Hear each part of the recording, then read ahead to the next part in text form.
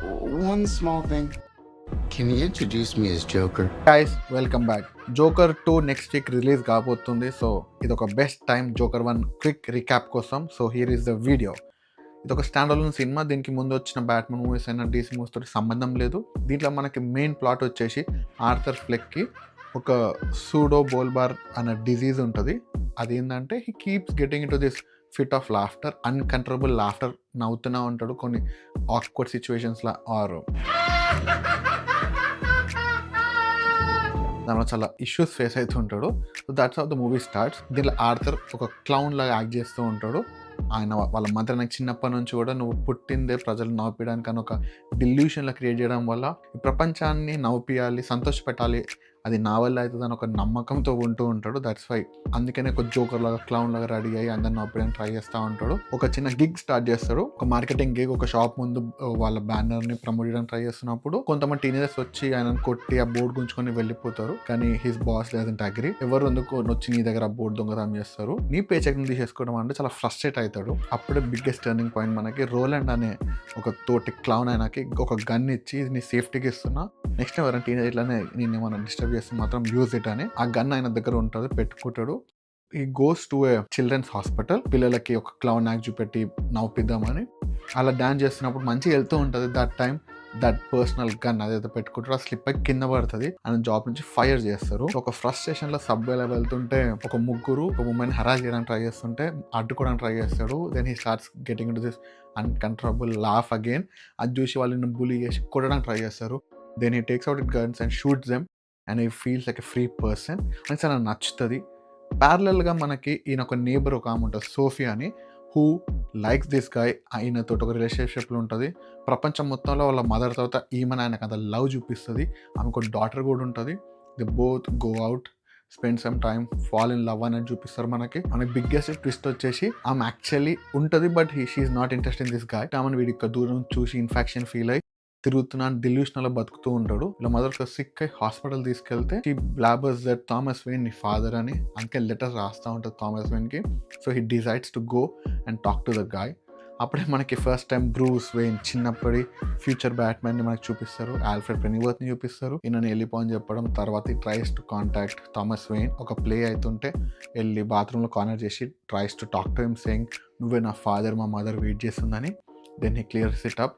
అసలు నువ్వు ఆమెని మదరే కాదు, నేను అడాప్ట్ చేసుకుని నేను టార్చర్ చేసి మెంటల్ డిస్టర్బ్ చేసింది, she's not even your real mother అని. మనకి ఫస్ట్ నుంచి ఏం చూపిస్తారంటే ఈయనకు ఒక స్టాండప్ కామెడియన్ కావాలని ఉంటుంది. And he's ambition is to get on to that late night Murray Franklin show and deliver his monologue. కానీ మనం ముందు వాళ్ళ మదర్ హాస్పిటల్ ఉన్నప్పుడు చూస్తే ఈయన స్టాండప్ చేసినప్పుడు ఒక క్లిప్ తీసుకొని టీవీ మీద ప్లే చేసి అందరి ముందు హేళన చేసేసరికి చాలా ఫ్రస్ట్రేట్ అవుతాడు. ఆయన వరల్డ్ మొత్తం స్పిన్ అట్ ఫీల్ అవుతాడు. హాస్పిటల్ నుంచి రికార్డ్ సంపాదించి తెలుసుకుందామని చూస్తాడు. వెన్ ఈ రియలైజెస్ దట్ థామస్ వెయిన్ చెప్పిందే నిజం, వాళ్ళ మదర్ యాక్చువల్లీ నా మదర్ కాదు, ఆర్కమ్ అసైలంలో ఒక మెంటలీ డిస్టర్బ్ పర్సన్ లాగా ఉండే. బయటకు వచ్చిన తర్వాత పిల్లగాన్ని అడాప్ట్ చేసుకొని ఒక బాయ్ ఫ్రెండ్ తోటి నన్ను మెంటలీ ఫిజికలీ చాలా ఇంపాక్ట్ చేస్తారు. ఆయన డిజీజ్కైనా, ఆయన ఇష్యూస్కైనా, ఆయన మెంటల్ స్టేటస్కైనా వాళ్ళ మదర్ కారణం అని తెలిసి పిల్లో పెట్టి చంపేస్తాడు. అప్పుడే మనకి ఆయన ఆ సభ్య మర్డర్ చేసింది ఆర్థరే అని చెప్పి డౌట్ వచ్చి ఈయనకి గన్ ఇచ్చిన రోలాండ్ అండ్ ఇంకొక క్లౌన్ కలిసి ఇంటికి వచ్చి మాట్లాడడానికి ట్రై చేస్తారు. Then he kills the guy. ఇంకో క్లౌన్ నాకు ఎప్పుడు బాగానే ఉన్నావు, నేను నేమరాని పంపించేస్తాడు. That's the moment he totally gets into the skin of Joker. Joker అనే ఫీల్ అవుతాడు. మేకప్ వేసుకొని సూట్ వేసుకొని అయితే ఐకానిక్ స్టేజ్ మీద డ్యాన్స్ ఆడుతూ కిందికి వస్తాడు. చిన్న పోలీస్ చేసి అవుతుంది.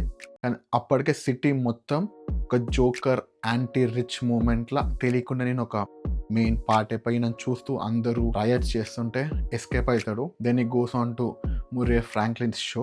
ఫ్రస్ట్రేట్ అయ్యి ఆ సబ్ వాళ్ళని ఎలా చంపడానికి కూడా చెప్పేస్తాడు. అందరు షాక్ అవుతారు. కానీ మురే మాత్రం ఈ కంటిన్యూస్ ఎంగేజింగ్ ద పర్సన్.